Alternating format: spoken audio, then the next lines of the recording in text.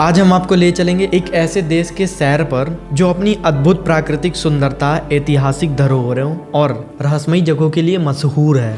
यह देश है नेपाल। हिमाचल की गोद में बसा यह छोटा सा देश अपने बर्फीले पहाड़ों, शांत झीलों और पवित्र स्थानों से हर किसी का मन मोह लेता है। सबसे पहले बात करें तो माउंट एवरेस्ट की, जो कि दुनिया की सबसे बड़ी ऊंची चोटी है। इसके अलावा अन्नपूर्णा रेंज और पोखर की झील जैसी जगहें नेपाल की खूबसूरती को बढ़ा देती हैं। काठमांडू में स्थित पशुपतिनाथ मंदिर और स्वयंभूनाथ स्तूप आध्यात्मिक शांति के लिए मशहूर है। और नेपाल की कुछ रहस्यमयी जगहें हैं, जैसे कि गोसाईकुंड झील, जहां भगवान शिव की पौराणिक कथाएं जुड़ी हुई हैं, और मुक्तिनाथ मंदिर जो चमत्कारी माना जाता है। और ये सारी चीज़ें विशेष आकर्षण का केंद्र है। नेपाल का हर एक कोना अपने में एक कहानी समेटे हुए है। यहाँ की खूबसूरती, यहाँ की संस्कृति और रहस्य इससे वाकई बहुत ही ज़्यादा खास बनाते हैं। तो चलिए इस अद्भुत देश की यात्रा शुरू करते हैं।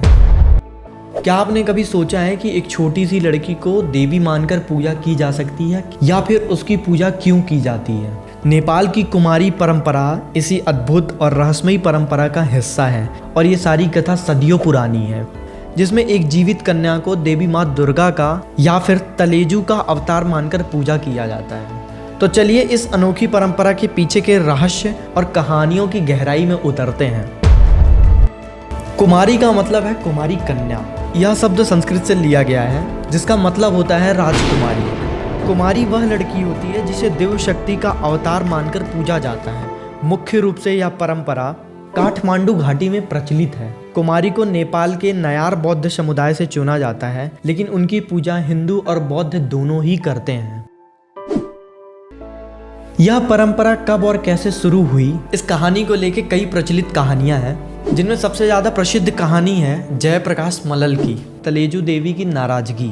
जयप्रकाश मल्ल रात के समय देवी तलेजू के साथ पासा खेला करते थे। यह गुप्त बात थी, लेकिन एक रात उनकी रानी ने यह सब सारी चीजें देख ली, और इस बात से देवी क्रोधित हो गईं और उन्होंने कहा कि अब वह एक कन्या के रूप में जन्म लेंगी। इसके बाद राजा ने शाक्य समुदाय में उस कन्या की तलाश शुरू की।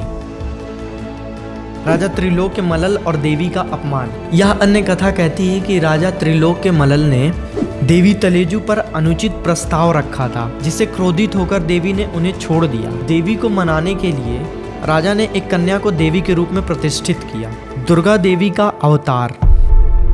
कुमारी बनने की कठिन चयन प्रक्रिया। जीवित देवी बनने का जो सफर है वो आसान बिल्कुल भी नहीं है। यह चयन की प्रक्रिया बहुत ही ज्यादा कठिन और कठोर होती है। और आखिर में बात आती है कि कौन बन सकती है कुमारी। शाक्य समुदाय की कन्या होनी चाहिए, शारीरिक और मानसिक रूप से पूर्णतः स्वस्थ होनी चाहिए, उसके शरीर पर कोई दोष ना हो, दांत टूटे ना हो, और सबसे बड़ी बात यह है कि कन्या में देवी के 32 लक्षण भी होने चाहिए, जिनमें से कुछ लक्षण ये हैं: शंख जैसा गला, बरगद जैसा शरीर, गाय जैसी पलकें, मृग जैसी जांघें, शेर जैसी छाती, बतख जैसी कोमल आवाज। और कुमारी बनने से पहले चयन प्रक्रियाओं में परीक्षाएं कराई जाती हैं, जिनमें से पहली परीक्षा है कालरात्रि परीक्षा।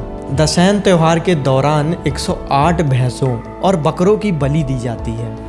उम्मीदवार को तलेजू मंदिर के आंगन में ले जाकर बलि के कटे हुए सिर और नृत्य करते हुए मुखौटा पहने पुरुषों के बीच रखा जाता है। यदि कन्या भय नहीं दिखाती तो उसे अगली परीक्षा के लिए चुना जाता है। दूसरी परीक्षा है भय परीक्षा, और उस कन्या को एक रात बलि के सिरों के बीच बितानी होती है। तीसरी परीक्षा होती है स्मृति परीक्षा। उसे पिछले कुमारी के सामान को पहचानना होता है। और आखिरी पड़ाव आता है जिसमें अंतिम चयन किया जाता है।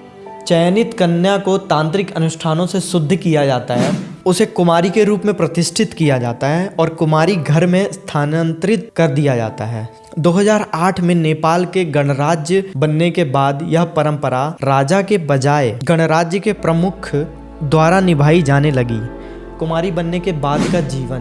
तांत्रिक शुद्धिकरण अनुष्ठान पूरा करने और मंदिर से कुमारी घर तक सफेद कपड़े पर चलकर अपने सिंहासन तक पहुंचने के बाद चुनी हुई लड़की का जीवन पूरी तरह से बदल जाता है। वह अब केवल धार्मिक और सांस्कृतिक अवसरों पर ही अपने महल से बाहर निकलेगी। उसके परिवार के सदस्य भी उसे शायद ही कभी मिलेंगे, और वह भी औपचारिक रूप से। उसकी संगत केवल उसकी जाति की नारियों, बच्चों तक ही सीमित होगी।